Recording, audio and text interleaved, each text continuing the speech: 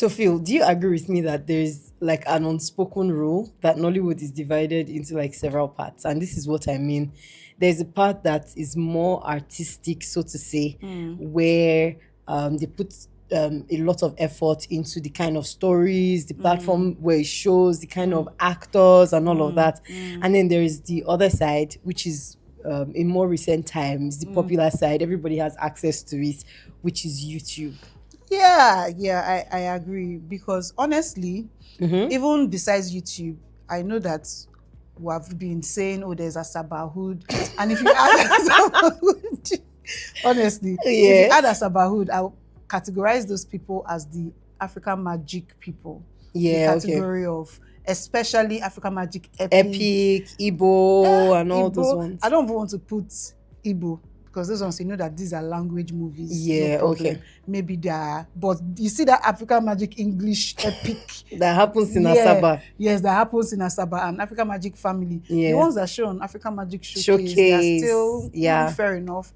But yes, I agree that Nollywood is divided into different segments, and honestly, it Yeah. is an unspoken rule, just like you said. Yeah. It's not like if you go anywhere, you search and say, okay, these are the this, these are the that. Yeah. It's not anywhere, but It's not in any especially book. if you are a movie lover and you watch Nollywood, or if you're a filmmaker, you You can definitely know. tell. You that are watching this thing now, you know the category that you That you fall belong. under. Especially if you are a filmmaker, you know the category that you fall under.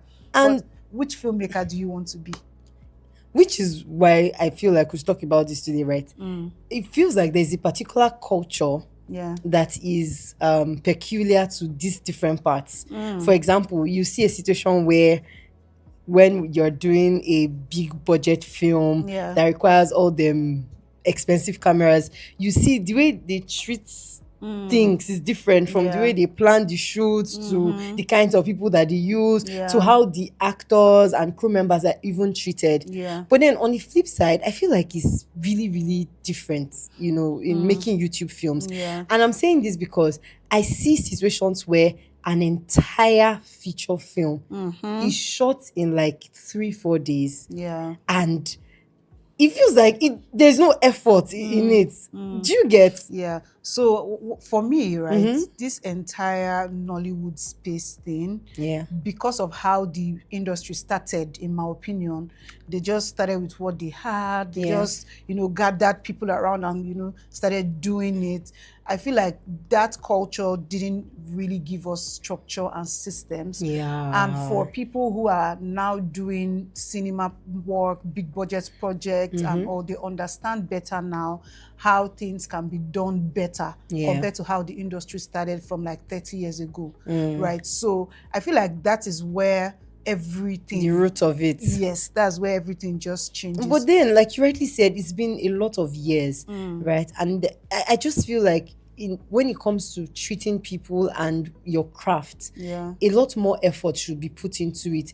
Because if you are filming like 24 hours, okay, that's an exaggeration. Let's say you are filming like an 18 hours, and these are human beings that are working on this project. Like, doesn't it get to you? And this is apart from the fact that, we started in a shaky way, no problem. But Nollywood is like the third largest when it comes to exporting movies in the Yeah. world. So it means that we've gotten to that stage where we can put things in place. There could be structure. And I don't even think these things are difficult. For example, you plan properly. As much as you want to tell a story and use a platform like YouTube that is free, anybody could access, it doesn't mean that you will just be taking us for granted. Because tell me why somebody will wear a wig in this scene and we are showing the next shot, we are seeing another color of wig. It's just reeking of no effort. More will just gather they do. Okay, honestly, right, I feel like we have not given Context. yet, Okay. and we're just probably talking from our heads. But there's a difference in making these films that we've just spoken about, the different categories. We're talking about behind the scenes. Yeah. Anybody that is watching this or listening to this and you are not a filmmaker, you just used to see that, oh, Nollywood, why do you people this, why do you people that? If you want to watch good Nollywood movies, maybe you should go to festivals. Yeah, There you see I agree. artistic movies, creatively told, great storylines, great picture, Experimental stories. yeah. And if you want to see maybe good quality movies, that's we're talking cinema. Yeah. But if you want to see like basic films, then maybe you should see Africa Magic and YouTube. Yeah. So behind the scenes, the type, first of all, the type of budgets that they used to shoot these three different types of films that I've just mentioned is also different. So for the cinema, that we're talking hundreds of millions of Yeah. naira. For festivals, we're also talking millions. It depends, It depends. Yeah, though. some It short depends. Some short films, films do not really cost that much. some documentaries, Yeah. not so much. And then for like Africa Magic, YouTube, that it also, there's just how the budget is. So, but besides the budget, there's more difference, like the things that you are exposed to, or the things that you have to work with, the equipment, Yeah. the crew members, the amount of crew, all those things to determines how good the film will be. If you have more hands on set, Yeah. that there you do more, Makes the work better, easier. Just like that. So, but for YouTube especially, I've seen, in fact, I've been on YouTube projects and I've seen the difference between being on a YouTube project behind the scenes and also being in a big budget film, cinema films, Netflix film. I know the difference, and because of my experience, I believe that it's same for you, Phoebe. Have you done YouTube I'm films sorry, before? I don't. I have just one, funny enough. So welcome. But then it wasn't giving YouTube shot, to be fair. Oh, really? Yeah. Anyways, so wasn't. I have experienced the YouTube live and the cinema live, and it is different. So different from what I've heard. Yes, very different. And the honest thing is that a lot of people do not understand that there is a difference, because you go to a YouTube film set, and me coming from the cinema world, everything just felt different. And I was like the one red apple among the green apples. And it felt like, what's going on here? This is not how I know this thing. This is not how I know. But it's Nollywood. This is how we do it in Nollywood. No. No, YouTube. No, that's not how we do it in Nollywood. This is not Nollywood.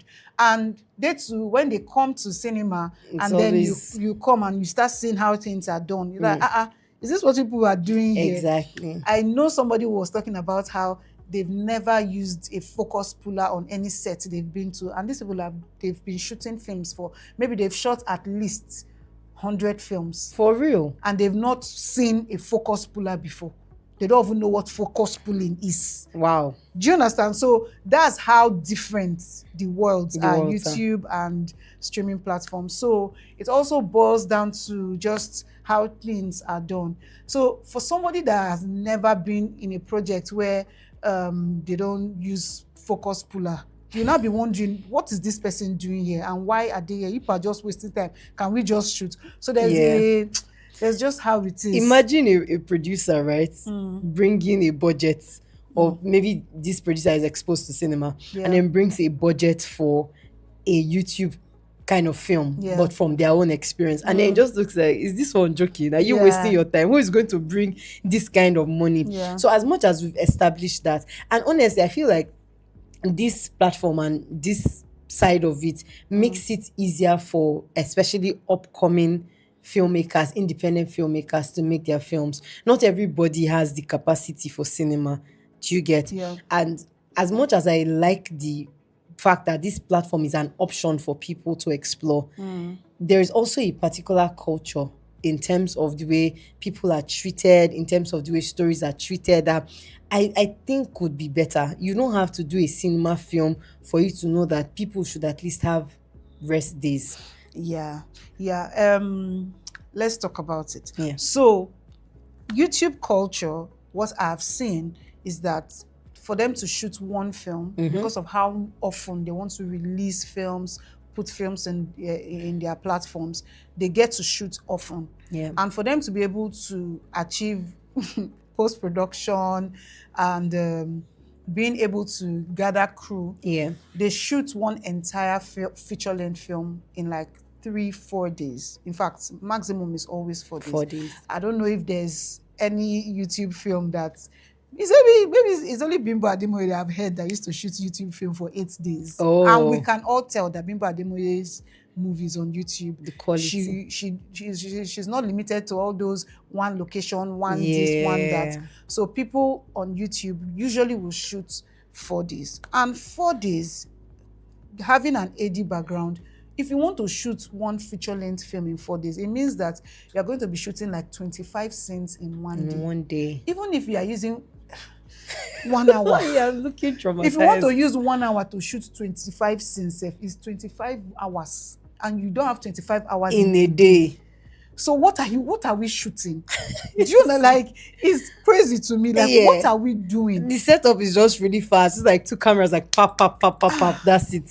You're done. It's crazy. So Phoebe was talking about the fact that people are not being treated well. And the way the system is designed, we can't even treat people well, because it's not as if you are shooting 25 scenes in one day. It's human beings you are using to shoot the 25 scenes. Exactly. First of all, why are you working an actor to shoot 25 scenes in one day? You don't care for the actor. You don't care about the actor. But another angle that will come from, and I don't know how this will sound, but it doesn't look like a lot of people are complaining about this. Yeah. I think for actors especially, it's like fast and quick money. If I just do 4 days, 1 million, another 4 days, 1 million. So in like 2 weeks, you don't gather small money to use the way you want to. That's why the industry will be doing like that. And that's why they will keep treating them the way they are treating them. Because at the end of the day, I don't want to jump out of this conversation, but see what happened to Taye Arimo, the actor guy. He was saying, I'm tired,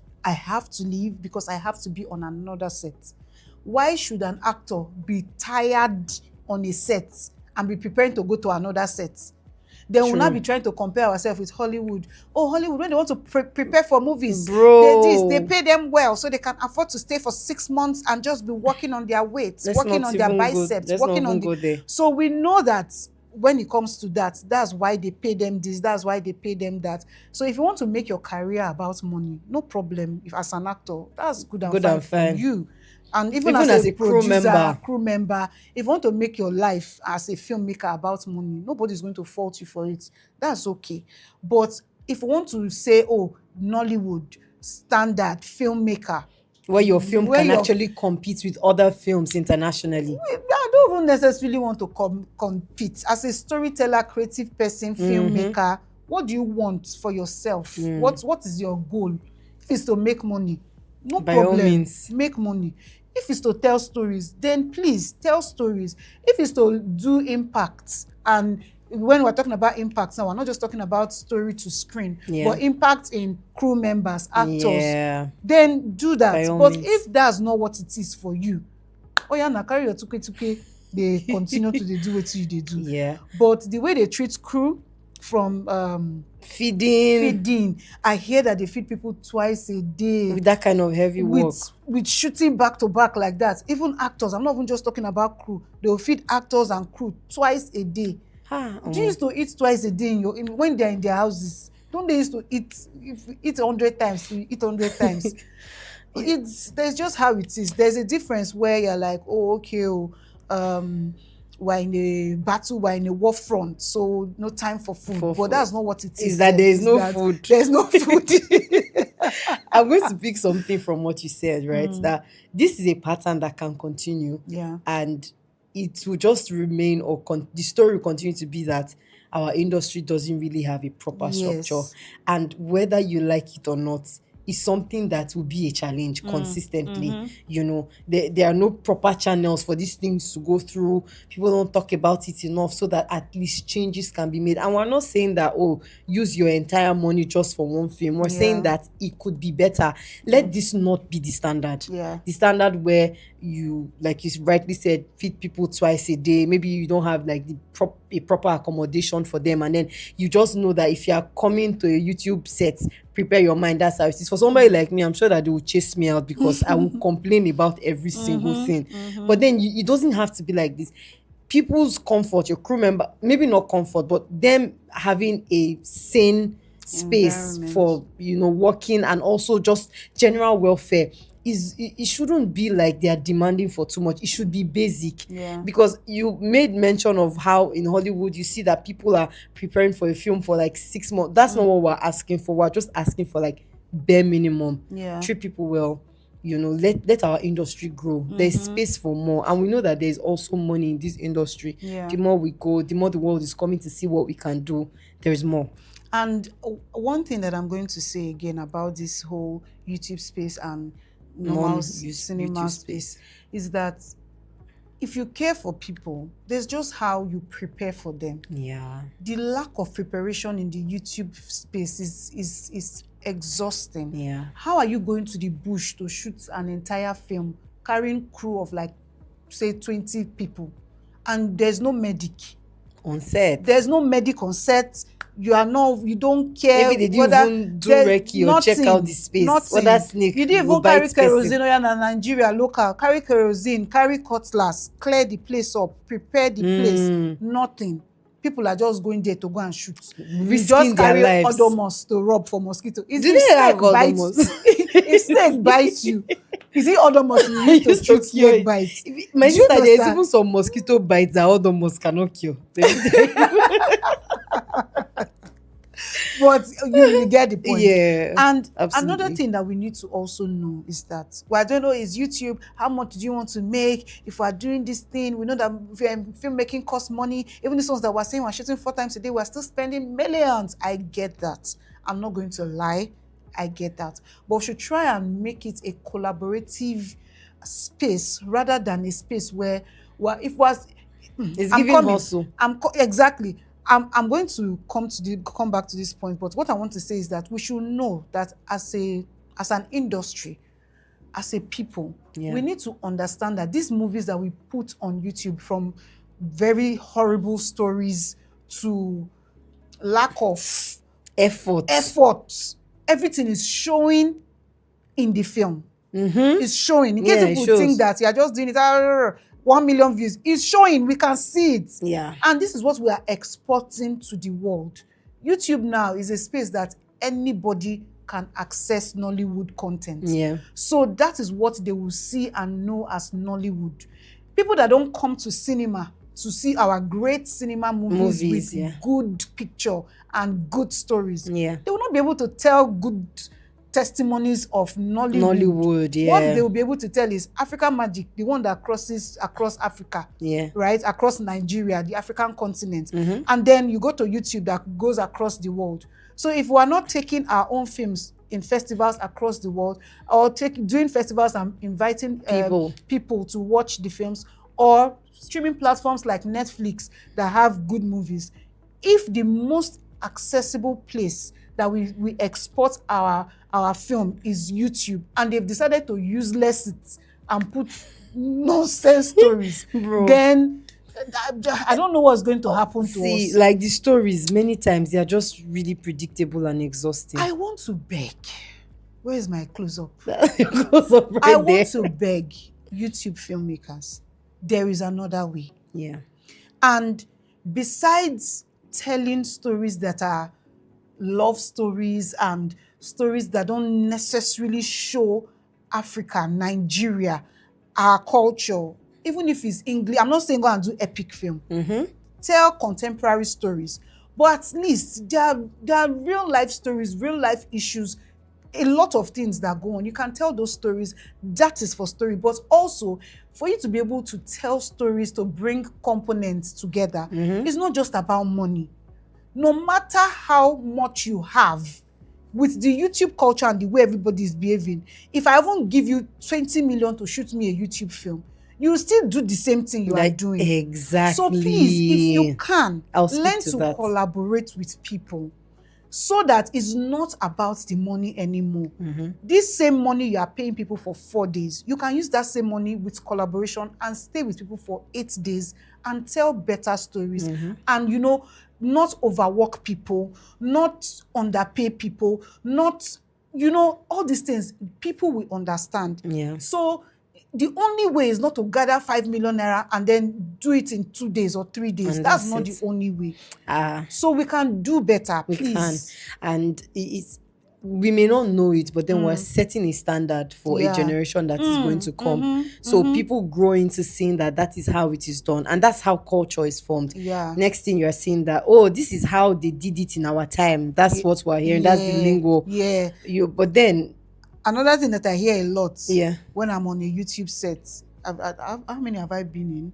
Anyways, when I'm in a YouTube set, oh, this is how we used to do it here. Oh. I got there and I saw that it was the script supervisor that was doing Clapping. clapper. I said, what's going on? Next one that shook me.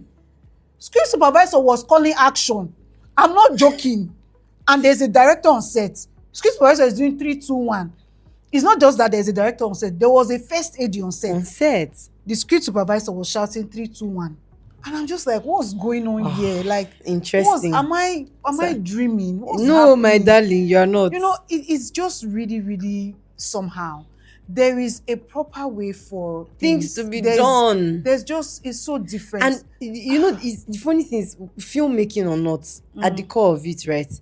Filmmaking or not, treating people a certain way should not be because it's a profession or so. It should be something that because you're a human being, you should just try to do because you're a human being and then you are dealing with other human beings. Exactly. Well, guys, please, let's not set a wrong standard for our industry. I know that there's a lot of great talents in Nollywood. Even there's some YouTube films I watch and I'm really, really stunned. I'm like, oh, this is good. Yeah. More of that, please. You know, let's project our industry in the right lights. So I hope that this conversation is taken the right way and for people to see that it's not just trying to shade anything. No, it's all love for the industry, an effort to make it better the best way that we can, not putting a standard or a culture that is like lower than every other one when it comes to the world or internationally. We can do better. I've enjoyed this episode. Yeah. All right. Thank you so much. And share this. See you on the next one. Bye-bye.